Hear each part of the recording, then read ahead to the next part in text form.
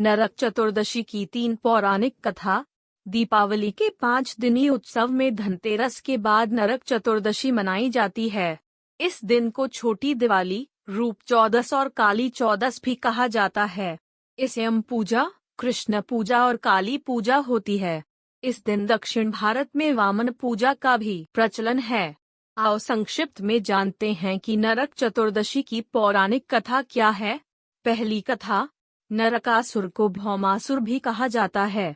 कृष्ण अपनी 8 पत्नियों के साथ सुखपूर्वक द्वारिका में रह रहे थे।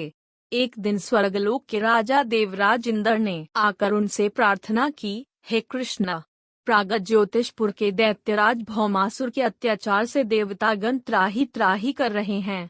क्रूर भौमासुर ने वरुण का छत्र, अदिति के कुंडल और देवताओं की मणि छीन ली है और वह त्रिलोक विजयी हो गया है। इंद्र ने कहा, भौमासुर ने पृथ्वी के कई राजाओं और आमजनों की अति सुंदर कन्याओं का हरण कर उन्हें अपने यहाँ बंदी गृह में डाल रखा है।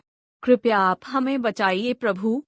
इंद्र की प्रार्थना स्वीकार करके श्री कृष्ण अपनी प्रिय पत्नी सत्यभामा को साथ लेकर गरुड़ पर सवार हो प्रागत ज्योतिषपुर पहुँचे। वहां पहुंचकर भगवान कृष्ण ने अपनी पत्नी सत्यभामा की सहायता से सबसे पहले मुर दैत्य सहित मुर के 6 पुत्रों ताम्र, अंतरिक्ष, श्रवण, विभावसु, नभश्वान और अरुण का संहार किया। मुर दैत्य का वध हो जाने का समाचार सुन भौमासुर अपने अनेक सेनापतियों और दैत्यों की सेना को साथ लेकर युद्ध के लिए निकला। भौमासुर को स्त्री के हाथों मरने का श्राप था, इसलिए भगवान श्री कृष्ण ने अपनी पत्नी सत्यभामा को सारथी बनाया और घोर युद्ध के बाद अंत में कृष्ण ने सत्यभामा की सहायता से उसका वध कर डाला। इस प्रकार भौमासुर को इस दिन श्री कृष्ण ने भौमासुर अर्थात नरकासुर का वध किया था और उसकी कैद से लगभग 16,000 महिलाओं को मुक्त कराया था।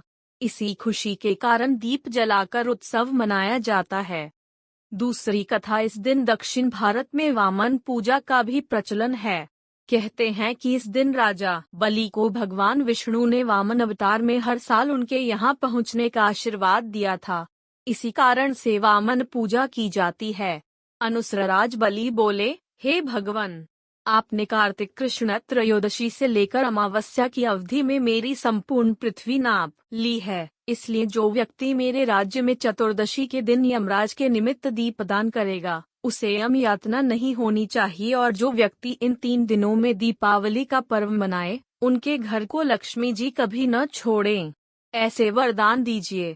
यह प्रार्थना सुनकर भगवान वामन बोले, राजन, ऐसा ही होगा, तथास्तु।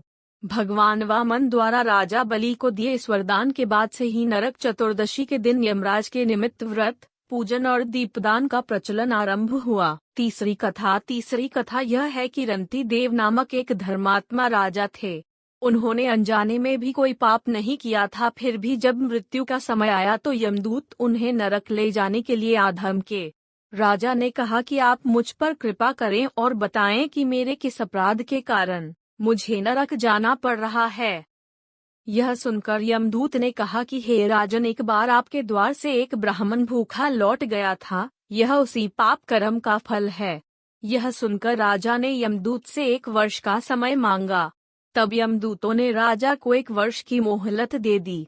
राजा अपनी चिंता लेकर ऋषियों के पास पहुँचे और उन्हें अपनी सारी कहानी सुनाकर उनसे इस पाप से मुक्ति का उपाय पूछा। तब ऋषि ने उन्हें बताया कि कार्तिक मास की कृष्ण पक्ष की चतुर्दशी का व्रत करें और ब्राह्मणों को भोजन करवा कर उनके प्रति हुए अपने अपराधों के लिए क्षमा याचना करें। राजा ने वैसा ही किया जैसा ऋषियों ने उन्हें बताया।